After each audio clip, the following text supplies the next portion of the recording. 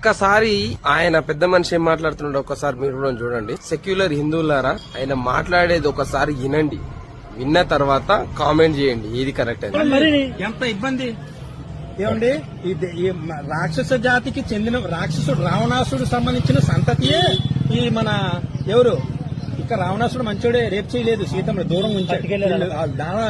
ISIS వాళ్ళు ఉన్నారు అంటే అల్లా నమ్ముకో పీకోసేస్తాను. వాళ్ళకన్నా మావోయిస్టుల కన్నా అస్సాం బూడో తీవ్రవాదుల కన్నా గొప్ప డేంజరస్ లంజా కొడుకులు మన జగనా చంద్రబాబు మోడీ ఆడ అమ్మ మొగుడా కాదు ఎవడైనాను మమ్మల్ని పీక్కు తినడానికి. రోడ్డు ఎక్కక ముందే బండి కొంటున్నాం, రోడ్డు ఎక్కక ముందే ట్యాక్స్ చెల్లిస్తున్నాం. మళ్ళీ టోల్ గేట్ ఎట్లా లంజా కొడక టోల్ గేట్ ఎట్లా మళ్ళీ రోడ్డు వేసాం. రోడ్డు మరి అవన్నీ చూడడానికే మరి ట్యాక్స్ చెల్లిస్తున్నాం, లైఫ్ ట్యాక్స్. బండి షోరూమ్ లోనే మళ్ళీ టోల్ గేట్ ఏదో లంజా కొడక. కరెంట్ బిల్ మసీద్కి 100, చర్చికి 100, మందిరానికి 500. మందిరానికి 100 పెట్టాలి. Correct answer, right answer. దేవాలయాల్లో వచ్చినంత డబ్బులు తీసేసుకుంటుంది. తీసుకునేది పాస్టర్లకి ఈ సంఘ విద్రోహ శక్తులు అంటే రాముణ్ణి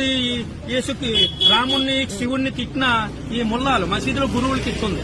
గుళ్ళో డబ్బులు తీసుకొని గాండు గవర్నమెంట్ వాళ్ళ డబ్బులు వాళ్ళకి మసీదులో డబ్బులు తీసుకుని దర్గాలో డబ్బులు తీసుకుని అజ్మీర్ దర్గా, బయ్యవరం దర్గా, ఇసాక్మణి దర్గా, రొట్ల పండుగ దర్గాలు డబ్బులు ఇవ్వాలకి. వాళ్ళు గన్నులు కొనుక్కుంటారు, తలవాళ్ళు కొనుక్కుంటారు.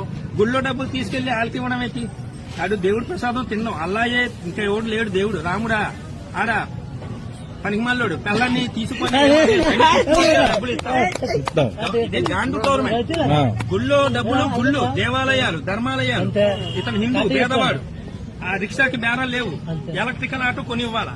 ఇతను హిందూ గుడికి వస్తున్నాడు, ఏదైనా హిందూ రాలేదు ఒక బియ్యం బస్తా ఇవ్వాలా.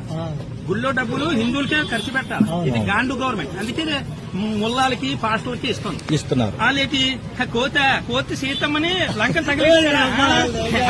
రామాయణం శివయ్య ఈడేమంటాడు అల్లా కన్నా గొప్ప లేడు. మక్కాలో కూడా శివలింగమే ఉంది.